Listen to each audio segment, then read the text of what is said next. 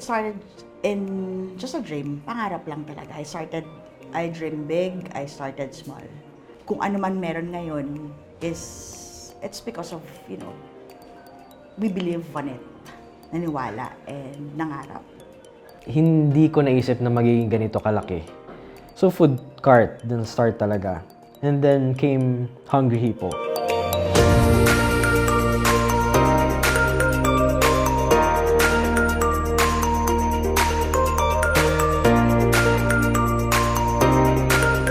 Bali, ang Hungry Hippo noon, mahirap talaga.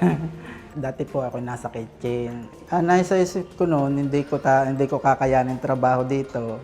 Pero nung tumagal, natutunak, pinaya ko na po. Ngayon po, sobrang organista po siya.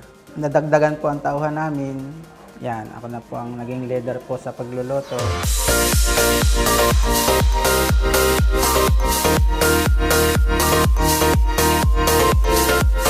And then one of the, I can say, milestone is yung Shakey's.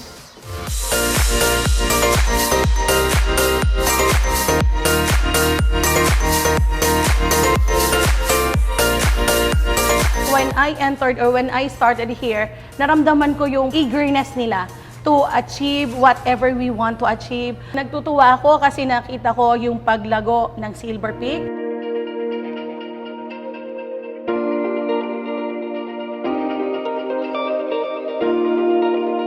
Mabilis yung aming promotion dito. Actually, Ma'am Pauline was very, kapag nakitaan ka niya ng strength or ng ability, actually napopromote naman kaagad siya. Hindi ko rin inaasahan na magiging mabilis yung promotion ko.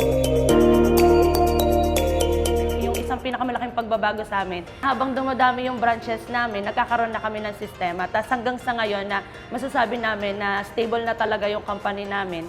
Tapos ilang branches na kami, 7 na.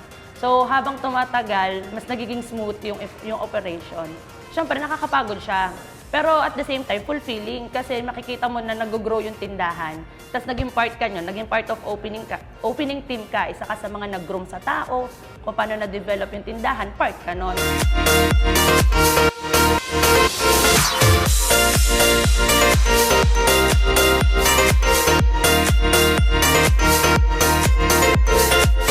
Simultaneously, yung butch on the side is already operating.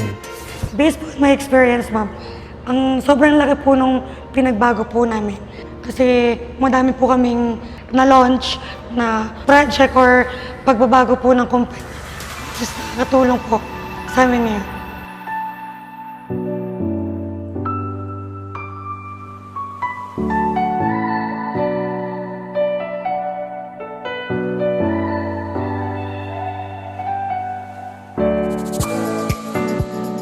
Right now, we are expanding. Ayoko na mag-overpromise, but we have our goals. We have our mission and the vision of the company. We'll continue to expand in the next 5 years. I told my sister na, ate, medyo hinay-hinay tayo. Baka hindi na natin ma-manage kapag sobrang laki na natin. At some point, sinabi niya, darating din tayo sa point na yon. When I asked her, kailan? She told me, I don't know. So, base sa sagot na yon and base sa mga nangyayari ngayon with our growing family, wala ako nakikitang pagtigil sa expansion.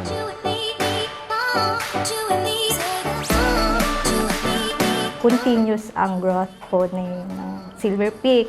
Nag-open po ng mga branches, nag-acquire po si ma'am ng mga franchisee po.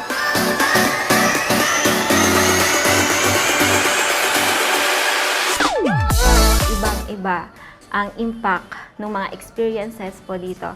Dati po, sobrang childish mag-isip or ang decision making po bara-bara. Pero ngayon po, habang tumatagal at mas lalo pa pong nade-develop, kumbaga po nagiging critical thinker pa po. Maraming challenges and we embrace challenges here in the company.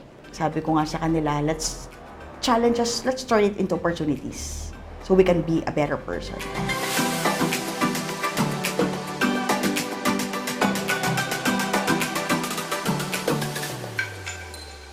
Siguro kung bakit ganito naging successful from the time namin ng mga naging challenges. Kasi si Ma'am Pauline is very powerful when it comes sa giving advices sa amin. So parang andun lagi yung term niya na you have to be consistent and you have to sustain kung ano yung meron sa ating company. Kasi nga, we are in the food industry, so almost the same lang naman yung ino-offer natin. Pero yung labanan is, of course, mabibigay mong wowing service to the guest na hindi nila ina-expect. Diretso lang talaga. If ever na madapa, tayo lang, then I do not turn back. Because of my, of course, my accountability to the employees. It's really important. I became a better person now because of the core values. 20 years ago, wala kasi talaga, they really experience yung longer hours working with me. But now, I value na, wow, ang dami ko nang nanakaw na oras at sandali sa mga tao. Yung attitude of gratitude, na-develop ko na rin. I now live my life with purpose. We become more sensitive to the needs of our employees. That's number one. We want to add value to their lives and to their families. Si Ma'am Pauline po ang nag-shoulder po ng aking tuition. From po sa service girl po ako, nandito na po ako ngayon sa office. Ako po yung naging provider po sa aming pamilya po. I want to help the labor force, especially those who are helping us. So sila yung gusto ko muna rin mag-benefit. Kung ano yung success na meron kami, definitely gusto ko, dala-dala ko rin sila pataas. We need to empower the management. Kasi kung ako lang, hindi ko talaga kaya. I can't do it alone. I need more people to help me. And empowerment is the best. Blessed po din kaming lahat na napapasok po kami dito sa Silver Peak kasi from Ma'am Pauline po, sobrang care po niya sa mga tao. We're like a family here. Hindi namin masasabi na pumapasok lang kami, it's just because we have to earn money. So andun kasi yung passion. So yun lang yung siguro masasabi ko, kaya masarap magtrabaho dito. Ito na talaga yung bread and butter ko. Tapos parang ito na rin yung second na bahay ko. Sila na rin yung second na family ko. So wala naman ako nakikitang ibang direction kundi sa kanila lang. Siguro makikita ko yung sarili ko kung wala man ako dito sa Shakey's after 6 years, nandyan pa rin ako kay Ma'am Pauline at saka sa kanyang pamilya para tumulong. Ipinapanalangin ko po na patuloy pa rin pong lumago ang Silver Peak at sa buong pamilya po, maraming salamat po. Thank you so much for bringing me here, for trusting me, for loving me unconditionally, also my family. Oh my God.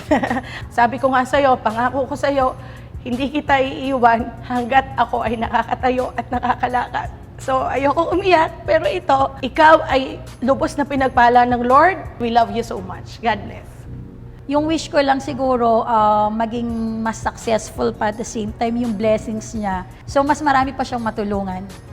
Maraming po salamat sa tulong and knowledge, ma'am, na isineshare niyo sa amin, lalo-lalo na po sa yung high standards of living po, ma'am. Sana mag-grow pa tayo ng mas malaki kaysa sa na-experience natin ngayon. Maraming salamat po dahil hindi sa kanila, wala po ako dito sa Hungry Hippo. Gusto ko ding mag-thank you kasi hindi kayo nag-give up sa akin. And of course, nilulook up talaga namin kayo. And alam namin na mabubuti yung puso nyo. And nandyan kayo palagi para sa amin. So yun, sana lang magkaroon pa tayo ng maraming branches. Basta nandito lang po kami para sa company natin kung kailangan nyo po ng tulong namin.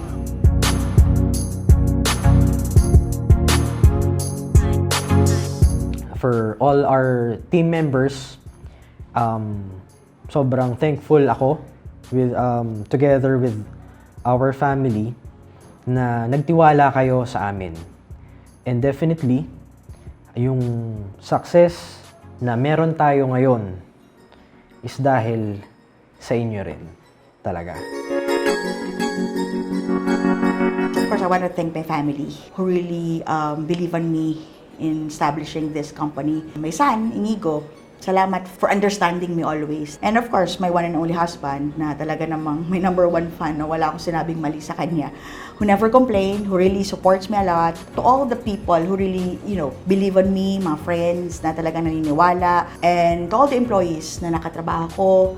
sa lahat ng mga hanggang ngayon na talagang patuloy na until now, in 20 years, na nandito pa rin sa amin sa Silver Peak. Maraming salamat for supporting us and believing us na lahat ng challenges na napagdaanan ng pamilya, nandito ulit kami. Itong anniversary is without you guys kung wala kayo dito sa amin.